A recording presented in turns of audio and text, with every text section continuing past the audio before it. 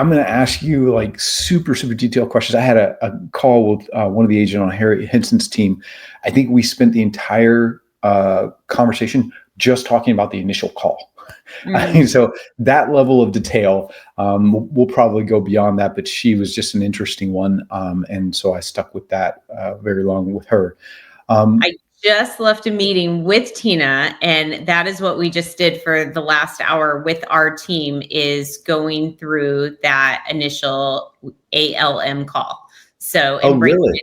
it down. So were you doing like a training for them on that? We actually took five calls because we're trying to figure out and get conversion rates up. So we took 5 calls and we all listened to them to see, we all have a standard script, but to see how different they were coming out, our length of time, language use, and there was definitely some variance there. So, we were just saying, as a team, I think we can improve and get better, and we take it for granted that we're doing it, but we're not sitting down listening to our calls on a regular basis. So I think Tina's going to definitely start to incorporate that, because it was very eye-opening today to see it.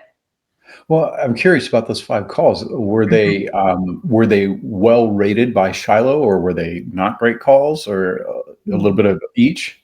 On purpose, I think our trainer today picked ones that could use some improvement, ones that maybe hit all of the criteria and then went above and beyond.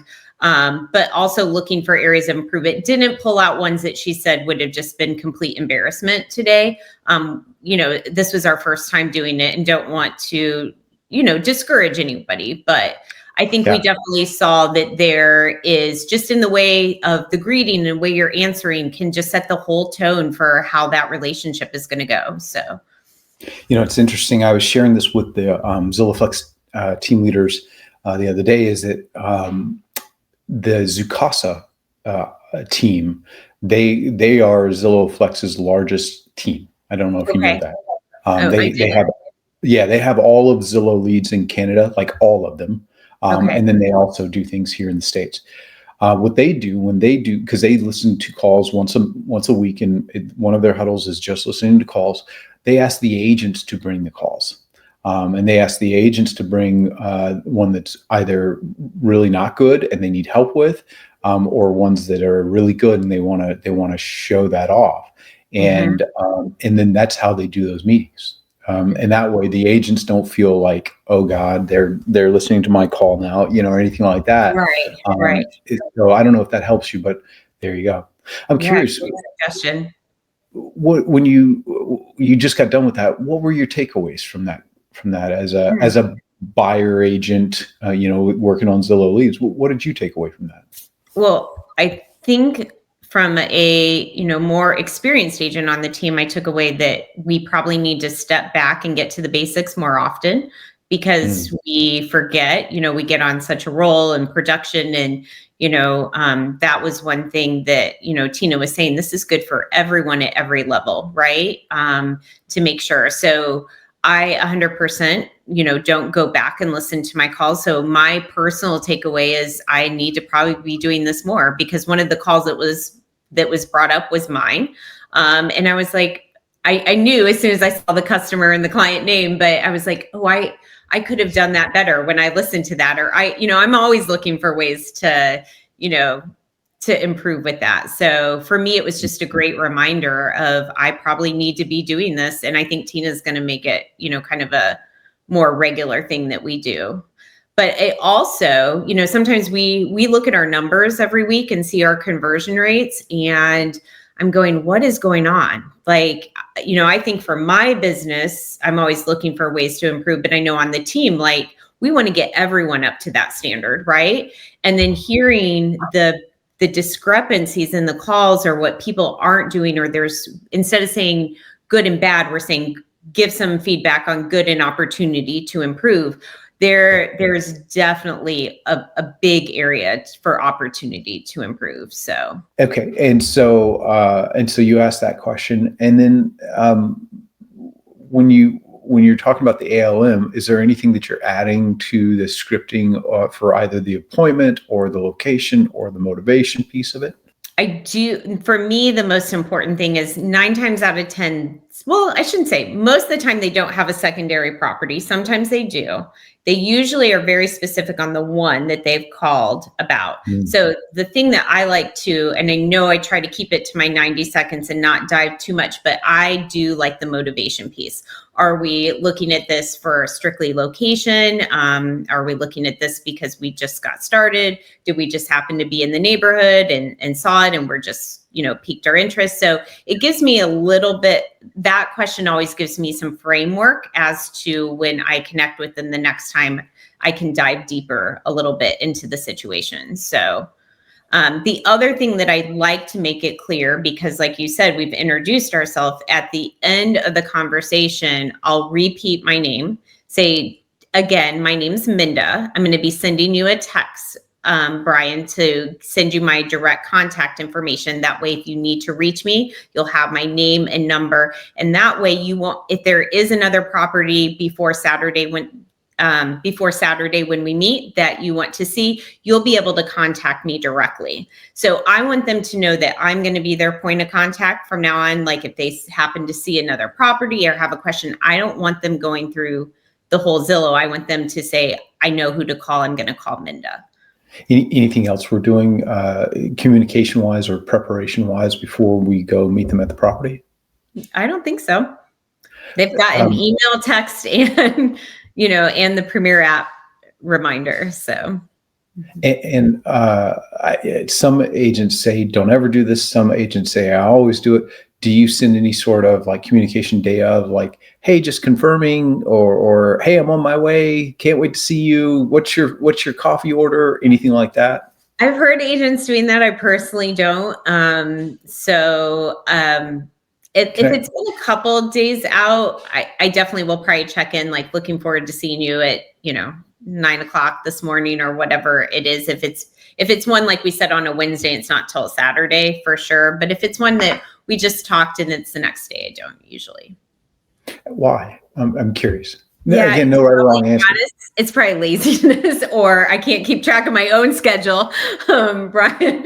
And do you want a coffee? I probably have left one appointment and I would not have the means. Like sometimes my schedule, I'm like, I am flying in the door. I do not have time, So I guess because it hasn't been a necessary ad because I haven't had no shows. So whatever I'm doing is working. There hasn't been a reason to add one more layer. I would say if I was getting people not showing up. And also I always found when you ask them to confirm, it gave them an out, right? Like you're almost asking for that. So I do that. I don't do that on listing appointments either. Like I don't want to give, just confirming this time works. It's like saying, well, it gives you, hey, can we reschedule? Because I've probably got my calendar so tight. I don't want to reschedule this.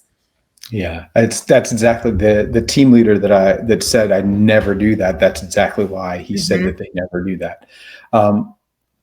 You mentioned you don't get a whole lot of no-shows. What percentage of the time are they a no-show?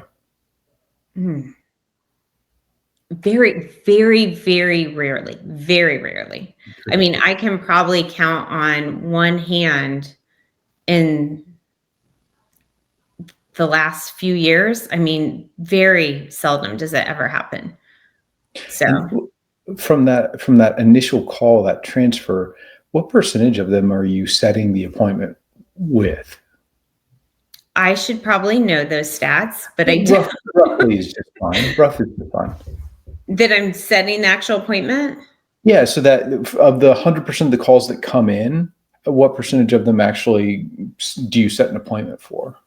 Roughly. I would say if I had to guess, I would say it's probably at least 80%, I would guess. I feel like there's a pretty good number of appointments set from that initial call. I would say the ones that aren't are maybe somebody that was out of town, right? Like an investor out of town, casually calling in on a property, just saw it on Zillow. Yes, most of the time, if they're truly a legitimate buyer, I would say I'm setting that appointment. So I would say definitely over 75%. And so I'm curious on the tour, because we've only got them at this point for just that one property. So we're going to have to build rapport. And are you the kind of agent that leads them into the rooms? Are you the kind of agent that hangs back and says, "Go, I'll be right here"? How do you approach that? I love hearing how other agents do this, because, I have my way of done it. It works. The one thing that I do take the opportunity, once we've kind of gotten through the compliance piece, is I'm sure you're a little confused, Brian, how we got connected. So I just want you to know that I'm a partner with Zillow and I work on the Caul Group team. So I can show you this property or any other property. Sometimes there's some confusion around that. So I want them to know, understand that I'm a partner and I can show them other properties. So I kind of set that expectation up front.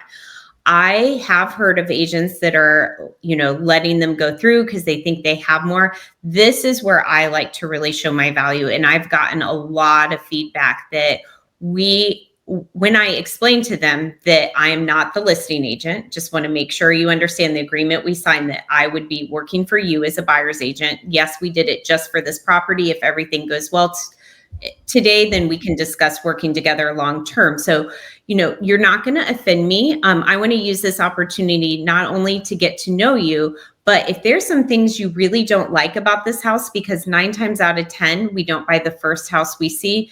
Don't be afraid to point it out. If you don't like the carpet, or that, you're not going to offend me. So point that out, because that'll help me better understand what you guys are trying to find, in your next property. So once I really explain that, they feel like, okay, we can point out we don't like the ugly red walls or whatever it is. But from the time we walk in the door, and I've had other agents that are like, you go ahead and point that out. I do. I need them to know you need me, right? Like, anybody can open this door, but I can point out before we walk in, like, this house has masonite siding and it's bubbling up right here. So let me just point that out, especially if you're a first-time home buyer. This could be an expensive thing that we could have to repair. So I'm going to point out some flaws from the very beginning, because I want them to build that trust that Minda's an expert. She knows what we're looking for, and she's going to kind of watch out for us, right? So I'm not one that lets them go, because I'm not a door opener to open it and let them have it. I don't want to stand on top of them either. So I want to give them a little bit of space. But I usually find that when I do that, they kind of gravitate towards me, because I am giving them some things of value to point out that they want to make sure they're not missing. So we're going through the property. We're asking sort of walking buyer consultation type questions, I'm assuming, trying to suss out what they like, don't like, and a little bit of information about them, their urgency, and all of that. As we're ending the tour, I'm curious what your approach is to do you do, scale of 1 to 10, what do you think? And then, why that score? Or do you have some other methodology of figuring out how they feel about that property? And then how do you then transition, if that's not the property for them, how do you then transition to what comes next? I definitely want to have a next step. I don't want to leave empty-handed, right? Whether that's, let's jump on a Zoom call, let's connect, let's get some other properties together and talk, in a couple of days, whatever it is, we have to have that next connection. So you asked me another question on top of that. So I was curious, as you're ending this property, how do you ask the question? I mean, there's going to be signs during the tour, obviously, but if it's not conclusive, how are you asking them about that property? Oh, on the scale, I do use sometimes that on a scale 1 to 10. What did you think? Or, give me your honest feedback. How are you feeling about this property? Is this checking all the boxes? Instead of a scale of 1 to 10, something that's a really good lead in, because I let buyers, especially even my experienced buyers, that there's not going to be a perfect house. So let's use the 8 out of 10 rule. We're looking for 80%. So a lot of times, especially if they're just getting started, let's think about, like, what are those things that kind of on your must-have list? And if there's any non-negotiables, like, oh, we picked this house and we didn't realize it didn't have a garage. Well, that would be great. So the next time we meet, maybe I can find a house that has that. But just know, even with a perfect budget in a perfect world, there'll never be a perfect house. So we're looking to kind of check off 8 out of the 10 boxes. That usually gets their head going a little bit, so we can get more focused on, that next property that I can set up for them. Speaking of, so, okay, this property is not the one, it's a 7 or a 6 or whatever. Are we going to go do a buyer consultation next, or are we going to go see another property that day, or set up another tour another day? How do you approach that? And I'm sure it probably depends, but on average. So most of the time, what I like to do is kind of do, and especially in this market, you can, because you're not, there's not overlapping appointments, but it's my time to kind of do my island presentation. So I can almost do a mini buyer strategy session while we're there. Again, just one more opportunity for me to show them that I do bring value to the table. If I get the sense that they're on a time crunch or they've got kids or something like that, then we're going to schedule that for a later date. But most of the time I am surprised. In fact, sometimes they're taking up so much time that I'm like, I've got to go, right? But I know if they keep asking me questions that they're engaged and they want to know more. As soon as I bring out that folder, because I bring a folder with me, and I do, I tell them this is a 14-page contract. Don't worry, I'm not going to go through all 14 pages, but there are 3 things I want to highlight. And those 3 things that I highlight in there are usually great conversation starters. So they're prepared. So we do I do a condensed version right then and there. I find that it's always better on my conversion rates when I can do that versus just, hey, let's get that scheduled or on the calendar. Because a lot of times that won't happen or come to fruition. And you call that your island presentation? Yes. Have you ever heard of that? Like you were saying at the kitchen island? Okay. All right. Yeah. I was wondering that, or if there was some sort of acronym to it. Okay. So we're gonna do it right then and there, that property. And how long are you spending? What? I mean, you said there's some people who take a long time because they've got a lot of questions, but typically how long does that take you? I like to keep it to about no more than 15 minutes. I can usually tell by the questions they're asking, how detailed, how not. Even like we've talked about this in our state, we have this due diligence fee that's non-refundable. I find even with my many experienced buyers, that's something that's very unique to our state, and I can bring that up and let them know about that. It just is a great conversation to have and bring it up. And again, more importance for them, I am looking for every opportunity that they go, if there's another house, not going through the Zillow app again. I'm not going to reach out. Like, I know who to call. So I'm really trying to form that connection that we've established that rapport, that the next time they have a question or they're browsing through Zillow, they know, let me reach out to Minda. And are we closing for the buyer rep agreement then, or no? Not on the first one. No, I don't on the first one. I guess because I have so much of the time, Brian, I have agents even coming to me. We're okay, Minda, to go ahead and sign it. Like, yeah, we feel comfortable. So I never get any pushback on that. If I've lost 1 or 2 in between because of that, then it probably wasn't meant to be, right?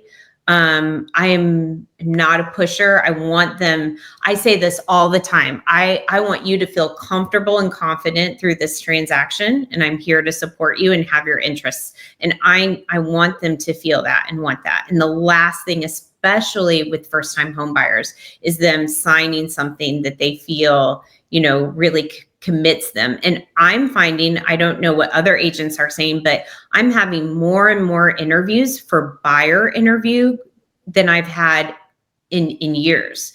So where they are setting up interviews to interview buyers agents, they're bringing me, I had one, Brian, that brought me a property and said, I've met with 3 agents. Show me how you would do, if we were to put an offer, show me what you would present and how you would strategize around this. I was like, wow. Oh, I know. It's very analytical, get that. But yes, yeah. So I think they're just they're savvy, they're more educated. They're not just signing documents at the whim. Like, they're really becoming more educated as buyers, and they're doing their homework. So I want them, I don't want to really feel like I'm pushing it in front of them. I want them to know that I've gained their trust, and they're selecting me because they feel comfortable selecting me. Well, thank you as always. Amazing and brilliant. And I can't wait to our next conversation. That sounds great. Thank you so much. Appreciate your time.